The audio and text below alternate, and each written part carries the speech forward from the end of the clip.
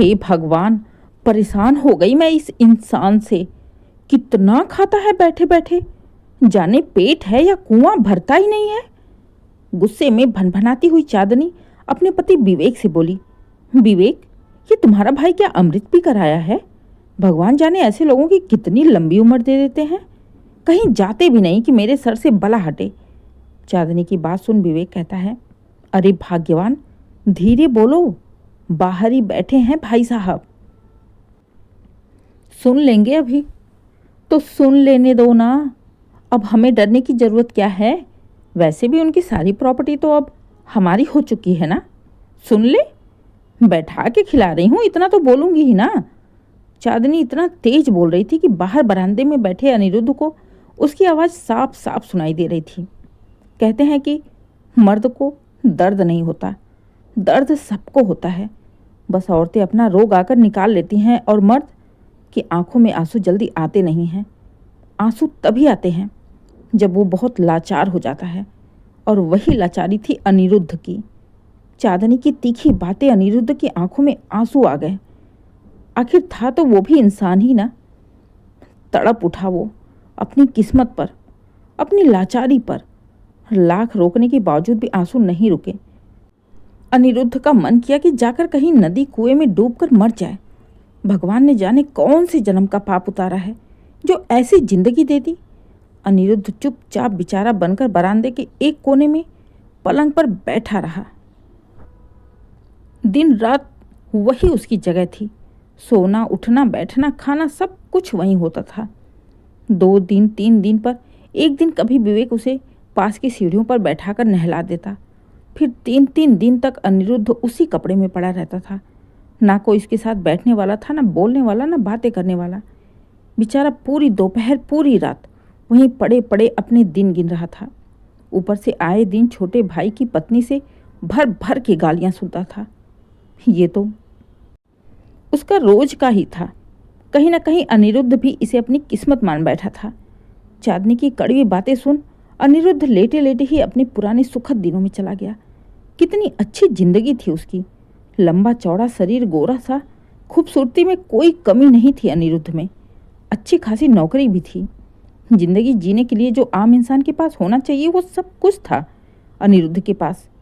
कितने धूमधाम से, कितनी खुशियों के साथ अनिरुद्ध की शादी हुई थी। अनिरुद्ध भी अपनी पत्नी को लेकर काफ़ी खुश था। उसने भी अपनी एक अच्छी फैमिली की कल्पना की थी। लेकिन उसे क्या पता था कि नियति उसके साथ ऐसा खेल खेल देगी। शादी के 6 महीने बाद ही अचानक अनिरुद्ध को लकवा मार गया। पूरा शरीर ही बर्बाद हो गया उसका। जान से ज़्यादा प्यार करने वाली उसकी पत्नी को जब लगा कि अब अनिरुद्ध पूरी ज़िंदगी ऐसे ही रहने वाला है, तो वो उसे अपनी ज़िंदगी खतरे में नजर आने लगी और वो अनिरुद्ध को छोड़कर भाग गई। उसे अकेले इस दुनिया के साथ लड़ने के लिए, मरने के लिए। अनिरुद्ध 3 भाइयों में दूसरे नंबर पर था। माँ बाप थे नहीं। लकवा मारने पर पत्नी भी छोड़कर भाग गई तो बड़ी भाभी पूनम ने अनिरुद्ध की सेवा शुरू कर दी, क्योंकि प्रॉपर्टी तीनों बेटों के नाम से बराबर में थी। अब अनिरुद्ध के आगे पीछे तो कोई था नहीं, तो प्रॉपर्टी के चक्कर में पूनम ने अनिरुद्ध की देखभाल शुरू कर दी, जिसे लेकर पूनम और चांदनी में लड़ाइयाँ होती रहती। चांदनी की भी नज़र अनिरुद्ध के प्रॉपर्टी पर ही थी। दोनों के बीच में एक गृह युद्ध सा छिड़ गया था कि कौन अनिरुद्ध की सेवा करेगी और किसके नाम प्रॉपर्टी होगी। अनिरुद्ध भले ही बेड पर था, लेकिन दिमाग तो काम करता था। पूनम भाभी के साथ उसका अनुभव ठीक नहीं था। अचानक से अनिरुद्ध पूनम का प्यार देख समझ गया कि ये सब बस उसकी प्रॉपर्टी के लिए हो रहा है। लेकिन चांदनी के बारे में वो अभी कुछ नहीं जानता था, क्योंकि अभी वो कुछ दिन पहले ही आई थी। इसलिए अनिरुद्ध ने खुद ही पूनम भाभी को बोल दिया था कि भाभी, मुझे पता है आप क्यों मेरी इतनी सेवा कर रही हैं।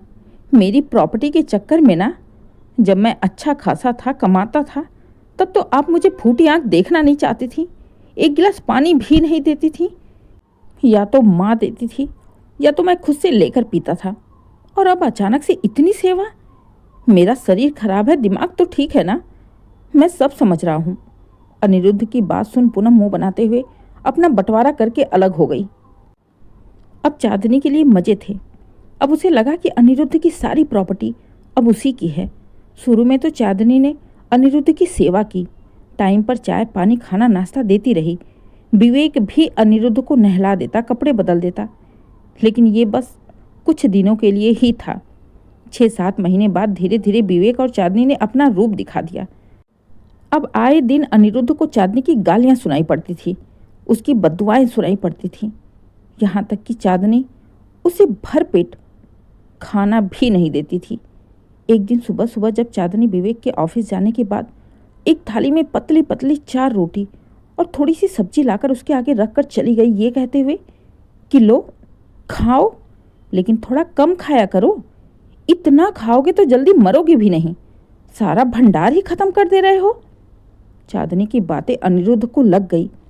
जब हाथ पैर काम ना करे तो इंसान कितना लाचार हो जाता है, ये तो वही समझ सकता है जिसके ऊपर ये सब गुजरता है।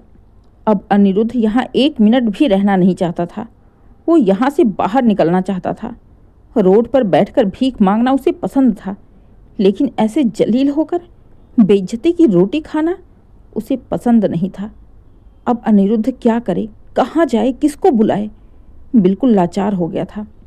कोई उसके पास भी तो नहीं जाता जिससे कि बैठकर वो अपने दिल का हाल बता सके, उसे बोल सके कि वो मुझे उठाकर सड़क पर बैठा दे। कम से कम वहाँ चांदनी की बातें तो सुनाई नहीं देंगी। संजोग से अनिरुद्ध की छोटी बहन रुचि मायके आई। आते ही सबसे पहले बरामदे में उसे अनिरुद्ध दिखाई दिया। रुचि अनिरुद्ध के पास जाकर उसका हालचाल पूछने लगी। भैया कैसे हो? बहन को देख अनिरुद्ध थोड़ा खुश तो हुआ कि चलो कोई तो ऐसा मिला जो उसके पास आकर बैठा, नहीं तो कोई आता भी तो सीधे अंदर चला जाता। अनिरुद्ध की ओर तो कोई देखना भी पसंद नहीं करता था। बहन को देखते ही अनिरुद्ध की आंखों में आंसू आ गए। आंसू देख रुचि ने कहा, क्या हुआ भैया, कोई दिक्कत है? आप मुझे बताओ। अनिरुद्ध ने रोते हुए सारी बातें रुचि को बता दी। सब कुछ जानकर रुचि हैरान थी। उसे चांदनी के ऊपर बहुत गुस्सा आ रहा था। रुचि भले ही सारे भाई बहनों में छोटी थी, लेकिन बहुत हिम्मती थी, निडर थी, साहसी थी। भाभी की हरकतों के बारे में जानकर गुस्से में बोली, भैया ऐसे कैसे कह सकती है वो? आपकी वजह से उनका भंडार खाली होता जा रहा है, उनके खर्च बढ़ रहे हैं। लगता है भाभी भूल गई कि आपकी सारी प्रॉपर्टी आपने उन लोगों के नाम लिख दी है। जिंदगी भर अगर आपको बैठाकर खिलाएंगे तो भी नहीं खत्म होने वाली है। फिर ऐसे कैसे बोल दिया भाभी ने? रोज रोज भाभी आपको इतनी गालियां देती हैं, इतने ताने देती हैं, और भैया कुछ नहीं कहते? नहीं रुचि, विवेक तो लगता ही नहीं कि मेरा छोटा भाई है। ये देख 3-3 4-4 दिन तक मेरे कपड़े नहीं बदलता है, ऐसे ही पड़ा रहता हूँ जब तक शरीर से बदबू ना आए। वो मेरे कपड़े भी ना बदले, नहलाने की तो बात ही दूर है। अनिरुद्ध की इतनी लाचारी, इतना बेबस देख रुचि परेशान हो गई। गुस्सा तो भाई और भाभी के ऊपर बहुत आ रहा था। वो सीधे घर के अंदर गई तो चांदनी अपने कमरे में बैठी आराम से मूवी देख रही थी। चांदनी को देख गुस्से में रुचि ने कहा, भाभी कैसी औरत हो आप? थोड़ी भी ममता नाम की चीज़ नहीं है? भैया को 2 रोटी के बदले आप उन्हें भर भर के गालियां देती हैं, गालियों से उनका पेट भरती हैं। कुछ तो शर्म करो, आपके बड़े हैं। चांदनी भी मुंह फट निकली। अरे दीदी, आप आई हमें बड़े बताने वाली? हमने उन्हें 2 साल से अपने पास संभाल के रखा है, ऊपर से बुरा भी हम ही बने। इतनी ही मोह माया है ना अपने भाई की, तो अपने पास ले जाकर रखो, तब समझ में आएगा। चांदनी की बात सुन रुचि हैरान थी। भाभी कैसी बातें कर रही हो आप इतना बोलती हैं, ये तो मैंने सोचा ही नहीं था। क्या गलत बोल दिया तेरी भाभी ने रुचि? हाँ, क्या गलत बोल दिया? सही तो कह रही।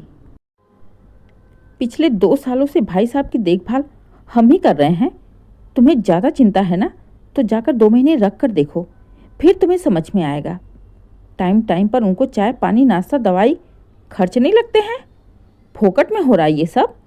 विवेक की बातें सुन व्यंग में मुस्कुराते हुए बोली रुचि, भैया आप कोई उनके ऊपर एहसान नहीं कर रहे, और रही बात खर्च की, तो खर्च आप उनके ऊपर नहीं कर रहे, बल्कि उनके पैसों पर आप लोग ऐश कर रहे हो। उन्होंने अपनी पूरी प्रॉपर्टी आपके नाम कर दी है ना, तो उसमें से अगर चंद रुपए आप उनकी दवाई में लगा दे रहे हो तो कौन सा एहसान कर रहे हो।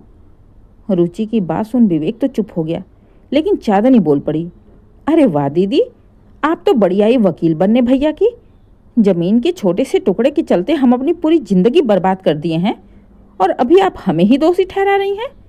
फिर से तुनकते हुए बोल पड़ी चांदनी। अच्छा भाभी, तो भैया की जमीन की कोई कीमत नहीं है ना आपकी नज़रों में? तो ठीक है, मैं कल ही वकील लेकर आऊंगी। जा रही हूं मैं अनिरुद्ध भैया से बात करने। कहते हुए रुचि अनिरुद्ध के पास आ गई। पीछे पीछे चांदनी और विवेक भी भाग कर आए कि आखिर रुचि क्या करने वाली है।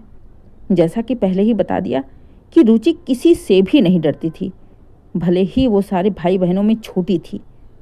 अनिरुद्ध के पास जाकर रुचि ने कहा, भैया मैं कल वकील लेकर आ रही हूँ। आपने अपनी जो वसीयत इन दोनों के नाम की है ना, उसे वापस अपने नाम ले लो और मैं आपके खाने के लिए खाना बनाने वाली और आपकी देखभाल करने वाले को ढूंढ कर लगा दूंगी, जिन्हें हर महीने ज़मीन के टुकड़े बेच बेच कर पैसे दे देंगे, जिससे कि आपकी ज़िंदगी भी अच्छे से निकल जाएगी और किसी का एहसान भी नहीं होगा। आप अपने शरीर से लाचार हैं, बुद्धि से नहीं। और मैं भी आती रहूँगी। फिलहाल तो अभी मैं जा रही हूँ, कल वकील के साथ ही आऊँगी। कहते हुए रुचि जैसे ही जाने लगी, पीछे से चांदनी उसे रोकते हुए बोली, क्या दीदी, तूफान मेल की तरह आई और चलती बनी? अरे ऐसे कैसे आप वसीयत बदलवा देंगी?